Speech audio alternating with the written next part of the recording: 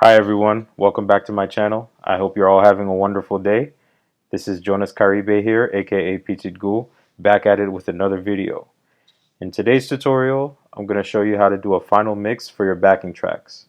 So this is going to be specific to the Roland Fantom, but keep in mind that the same concepts also apply to any other platform that you use, whether it's a DAW or any other recording audio interface that you use.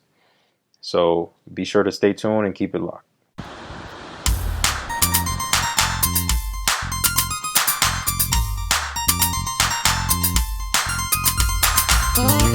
Say we want Jesus. We want Jesus. We want Jesus. Forever I pray, Lord. Say we want Jesus. We want Jesus. We want Jesus. Forever I pray, Lord. All right, welcome back. So today, like I said before, we're gonna do a video on how to do a final master track for your mixes. Now, on my channel, you've probably seen some videos where I've gone in and done some Kompa exercises or backing tracks, and you'll notice that the final mix always sounds better than what you hear through my speaker, through the microphone of my headset or the microphone of my camera devices or anything here. And so what I want you to understand is that what I do is I actually go back and mix those tracks that I do on video, and then there's a process of mixing them, mastering them, and then I push them out via a WAV file, and that's how you can hear it. It sounds better, it sounds crisper. So what I'll do is I'm going to use my last backing track that I did, and I'm going to use that as an example to show you how I mixed it. Now, this is going to be a two-part video, and in this part I'm just going to show you my instrument selection and how to mix those instruments. And from there, what I'm going to do in the second part is I'm going to show you how to do the final master to that mix, and then how to ultimately sample it and put it out so that way people can hear it cleaner and crisper. All right.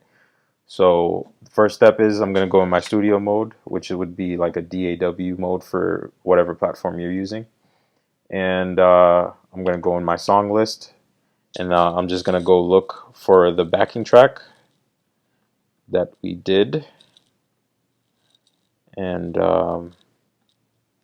I like to save these in different projects, so this happens to be sort of 3/4 of a way full, but yeah, this is the backing track right here.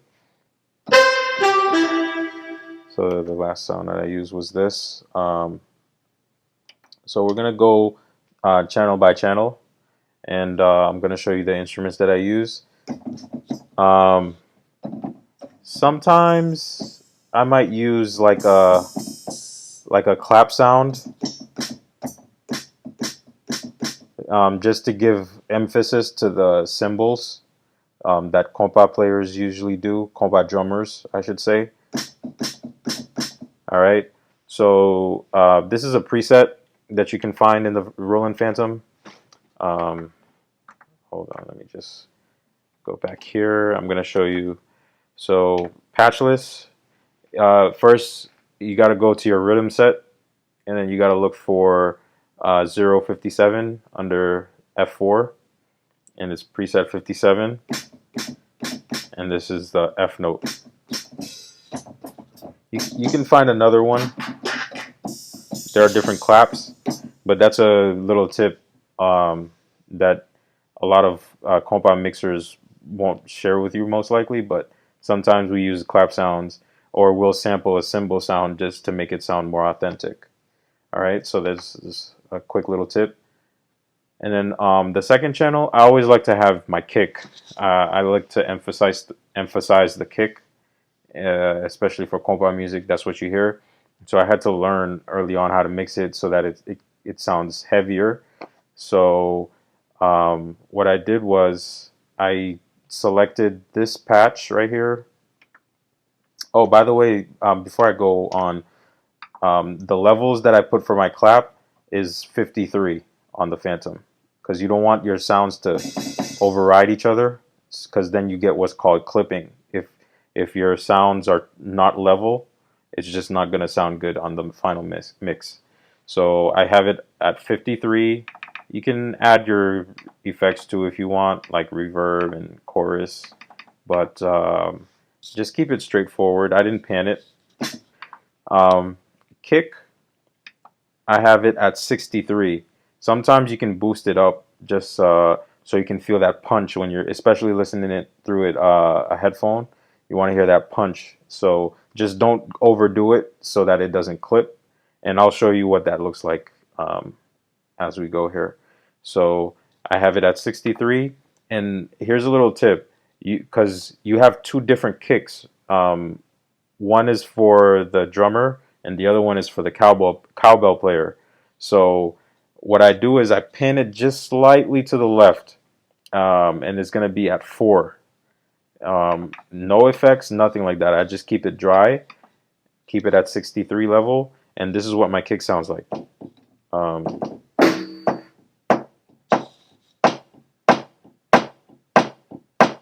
all right, so this one sounds heavy, and the patch preset is let me show you.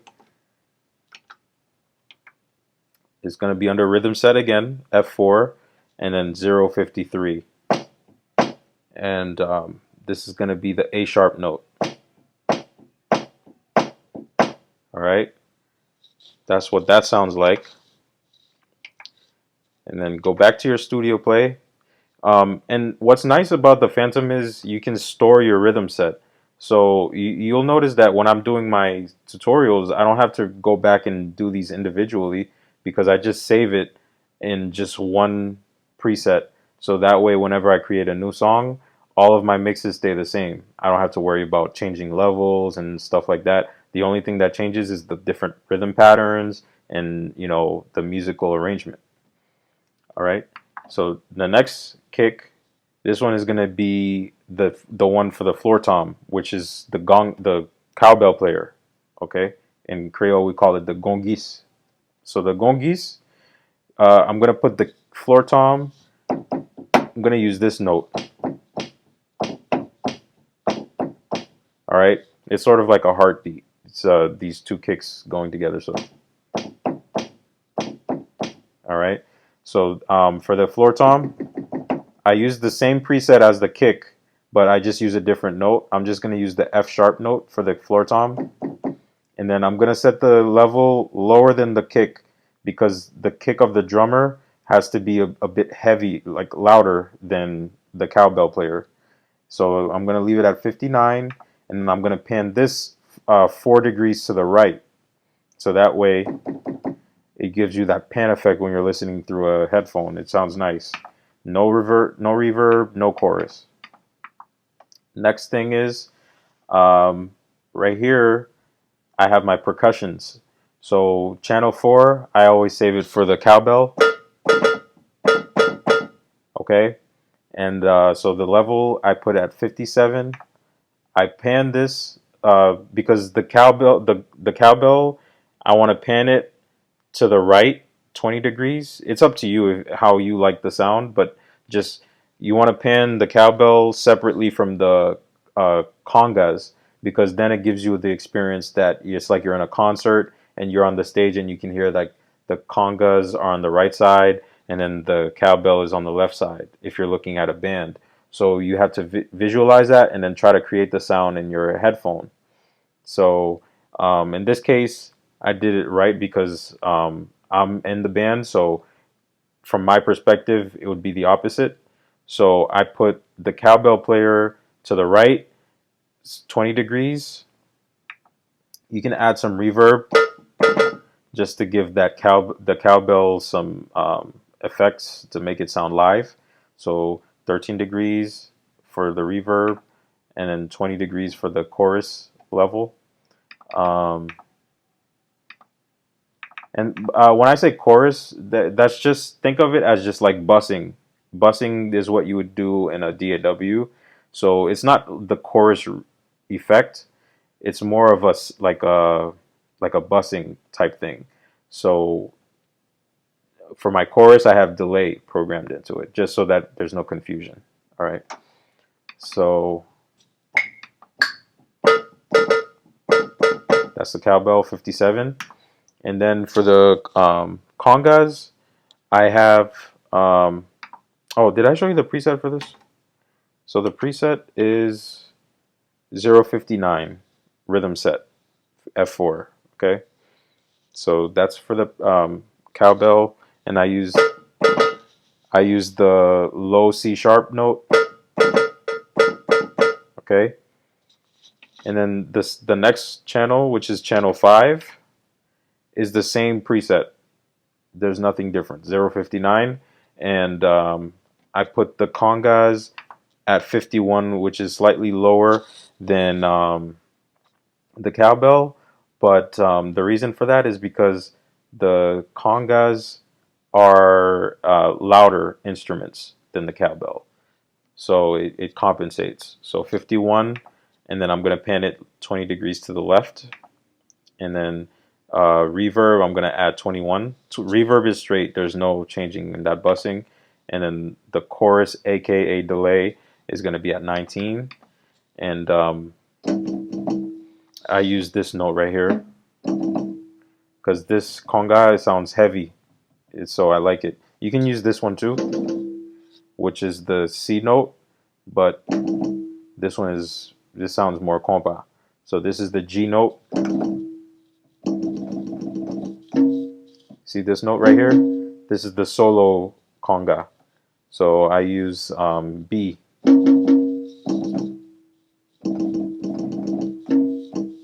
All right. So that's the congas. And then from there, of course, you can add like other stuff. So I kind of have it unorganized from this point on. Like I might have like a piano.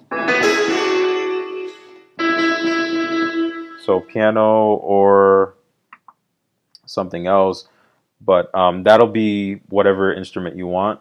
So one other thing that I'm going to add is 2 more drum sets. Let me just double check. Yeah, there's 2 more. You can add other stuff, but that's optional. So I'm going to add cymbals. Very important for your compa. And when you do breaks, you have crashes, things like that. So I just have channels separately just for the cymbal. And I have the level at 62 degrees. No panning, no reverb, none of that. You don't want, because the cymbal is an instrument that can sound messy. So you don't want to add reverb and stuff because it's just going to make it sound all over the place. You don't want that. So just leave it at 62. And the preset that I use for that is 056, also under rhythm set F4. And the sounds I've shown you in different tutorials. You can check them out, how to mix the actual cymbal sound. But yeah, that's what I do. And then you can use these as crashes. And then this is another important one. You want to have another channel just for your breaks for the drummer. So this is going to be, you know, your toms. Okay, it could be your floor tom. Also some crashes. You can have that also in this channel. So and also your snare drum. Very important. You got to have a snare in your breaks. Most drummers will know what I'm saying.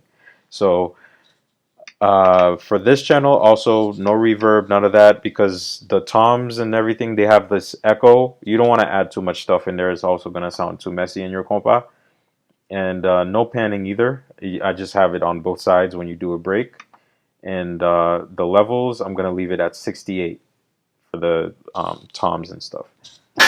See? So, yeah.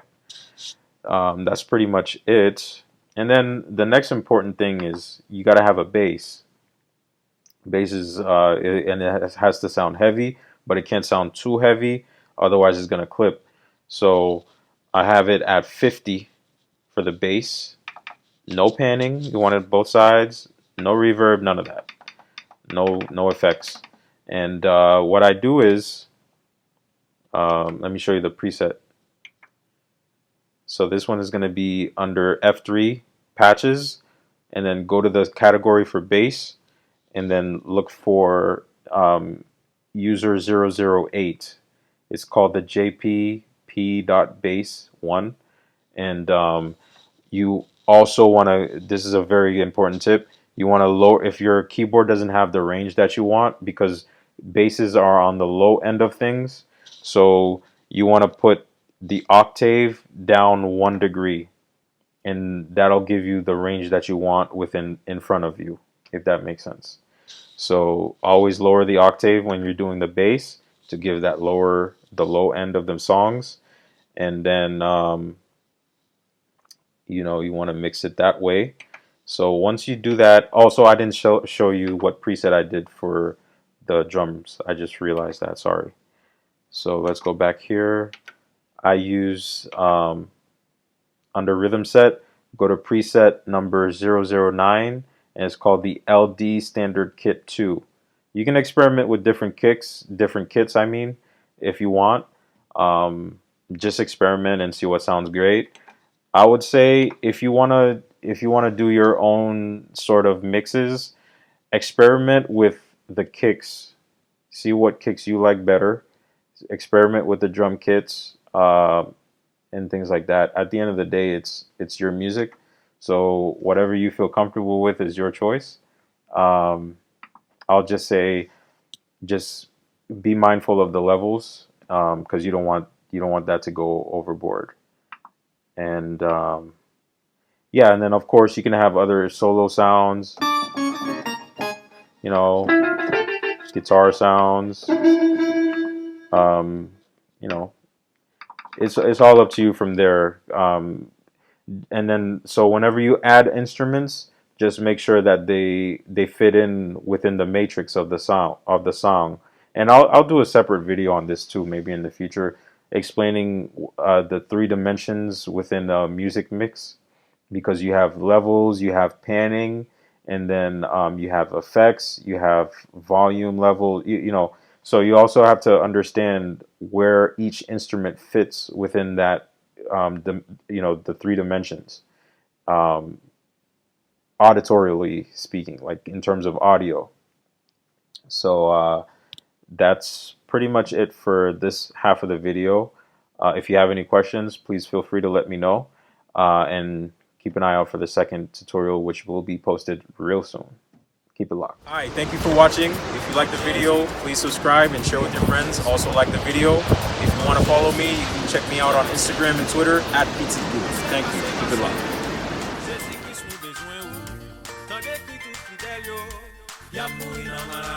locked.